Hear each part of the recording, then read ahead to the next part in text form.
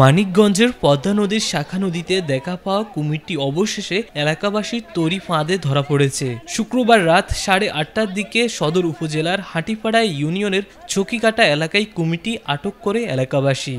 হরিরামপুর উপজেলার বন কর্মকর্তা মোহাম্মদ শরীফুল ইসলাম জানান, হরিরামপুর উপজেলার দুলসুরা ও হারুকান্দি ইউনিয়নের কয়েকটি গ্রাম ও সদর উপজেলার হাটিপাড়া ইউনিয়নের নদীতে দেখা কুমিরটি স্থানীয় কয়েকজন যুবক আজ সদর উপজেলার হাটিপাড়া ইউনিয়নের চকিকাটা এলাকা থেকে আটক করেছে।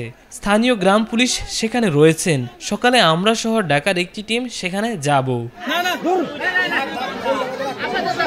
স্থানীয়রা বলেন, প্রায় 1 মাস আগে মানিকগঞ্জ সদর উপজেলা হাটিপাড়া ইউনিয়নের চর বংখুড়ি ও হরিরামপুর উপজেলার পর্দার শাখা নদীর বোয়ালি, আইলখুড়ি ও খামারহাটি ও হারুকান্দি ইউনিয়নের তন্ত্রখোলা এলাকায় কুমিরটি কয়েকবার দেখা যায়। এতে নদীর পাড়ের লোকজন আতঙ্কিত হয়ে পড়েন এবং অনেকেই নদীতে নামা বন্ধ করে দেন।